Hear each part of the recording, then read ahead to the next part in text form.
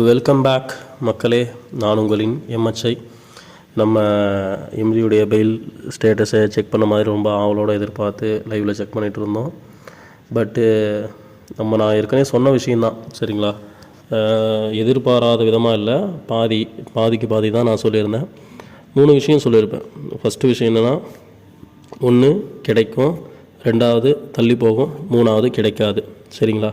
இது 3 இருந்தாலுமே அடுத்த கட்ட நடவடிக்கை அந்த கம்பெனி என்ன பண்ணுதுன்னு நம்ம பார்த்துட்டு அதுக்கேற்ற மாதிரி நம்மளுடைய செயல்பாடுகளை பண்ணுவோம் அப்படின்னு சொல்லியிருந்தேன். அதே மாதிரி இப்போது ஒரு டைரக்டருடைய பெயிலுடைய எவிடன்ஸ் தான் காட்டுறேன். எல்லாமே ஒரு 9 பேர்கிட்ட இப்போ இன்றைக்கி ஹியரிங் வந்திருந்தது. அந்த 9 பேருக்குமே இந்த 12ஆம் மாதம், சரிங்களா, வரக்கூடிய டிசம்பர் 4ஆம் தேதி, அதாவது அடுத்த புதன்கிழமை ஒத்தி வச்சுருக்காங்க. இதுதான் இப்போ உள்ள ப்ராப்பரான அப்டேட். எவிடன்ஸை நீங்கள் இந்த வீடியோவில் பார்த்துட்ருப்பீங்கன்னு நம்புகிறேன், சரிங்களா? அதாவது மறுபடியும் சொல்கிறேன், நம்மளுடைய வெற்றியை, நாம் வெற்றி பெறக்கூடிய மூமெண்ட்டை தள்ளி போகும். அது கோர்ட்டுடைய ப்ராசஸை பொறுத்த வரைக்கும் கண்டிப்பாக தள்ளி போகும். ஆனால் யாராலையுமே தவிர்க்க முடியாது. அதாவது இப்போ இவ்வளோ பிரச்சனையை இந்த கம்பெனி சந்திச்சிட்ருக்கு. என்னடா நீங்கள் உங்களுக்கெல்லாம் தோணும், வாய்தா மேலே வாய்தா இப்படியே போய்கிட்டே இருக்குமா அப்படின்ட்டு தோணும். ஆனால் மறுபடியும் சொல்கிறோம் பாருங்கள், இது சில வாரங்களில் முடிகிற பிரச்சனை கிடையாது. அதே சமயம் வருஷக்கணக்கில் ஆகுமா, பல வருஷம் ஆகுமா அப்படின்னு பார்த்தா அப்படியும் கிடையாது. ஆனால் சில மாதங்கள், அது பல மாதமாக கூட ஆகலாம். கண்டிப்பாக வெற்றி கிடைக்கும், அதில் எந்த மாற்றமும் இல்லை. அதாவது அந்த கம்பெனி தன்னுடைய அந்த கம்பெனி நம்பியிருக்கிற உறுப்பினர்களுக்கு ₹1 கூட நஷ்டம் இல்லாதவாறு தான் திரும்ப மீண்டு வரும். அதில் எந்த மாற்றமும் கிடையாது, சரிங்களா? அதனால் நீங்கள் யாருமே பயப்பட தேவையில்லை. என்னடா இந்த மாதிரி தள்ளி போய்கிட்டே இருக்கேன்னு. நீங்கள் உங்கள் மற்ற வேலைகளில் ஈடுபார்த்து உங்கள் பொருளாதாரத்தை மீட்டெடுக்கிற வழியை பாருங்கள்.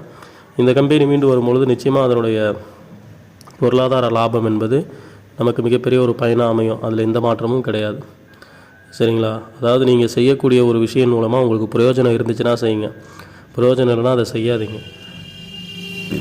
யார் சொல்கிறதையும் கேட்காதீங்க. தட் மீன்ஸ் நான் சொல்கிறது கூட கேட்காதீங்க. உங்களுக்கே கடவுள் அறிவை கொடுத்துருக்கான். யோசித்து பாருங்கள், என்ன செஞ்சால் நமக்கு நல்லது அப்படிங்கிறத யோசித்து பார்த்து இந்த பிரச்சனையை நம்ம எப்படி கையாளணும் அப்படின்னு திங்க் பண்ணிங்கன்னா கண்டிப்பாக உங்களுக்கான சொல்யூஷன் தெரியும். மறுபடியும் சொல்கிறேன், இந்த நிறுவனத்து மேலே எனக்கு இருக்கிற நம்பிக்கை 1% கூட குறையில. மறுபடியும் வேணால் இந்த நிறுவனம் மீண்டு வரதுடைய காலம் வேணால் தாமதமாகலாம். நிச்சயமாக அந்த நிறுவனம் வெற்றி பெறுவதை யாராலையும் தடுக்க முடியாது, சரிங்களா? அதனால் அடுத்த ஹியரிங் டிசம்பர் 4ஆம் தேதி ஒத்தி வச்சுருக்காங்க. அதை மார்க் பண்ணி காட்டுறோம் பாருங்கள், தெரியுதுங்களா? அதனால் தயவுசெய்து என்னடா இப்படி தள்ளி போகுதுன்னு யாரும் மனசு விட்டுற வேணாம். கோர்ட் ப்ராசஸ் அப்படி தான் இருக்கும், பார்த்துக்கலாம். நான் மறுபடியும் சொன்ன மாதிரி தான், உங்களுடைய அந்த தன்னம்பிக்கையை மட்டும் இழக்காமல் என்ன ஆனாலும் பார்த்துக்கலாம் அப்படிங்கிற மனதைரியத்தோடு உங்களுடைய வாழ்க்கையை முன்னோக்கி போங்க. கண்டிப்பாக இந்த யூனிவர்ஸ் இவ்வளோ பெரிய சோதனைகளுக்கு பிறகு நிச்சயமாக நம்ம சாதனை அடைவோம், ஓகேவா? இது போன்ற ஒரு உண்மையான ஆதாரப்பூர்வமான தகவலோடு உங்களை மீண்டும் நான் சந்திக்கிறேன். அதுவரை உங்களிருந்து விடைபெறுவது உங்களின் நான் எம்எச்ஐ. நன்றிகள்.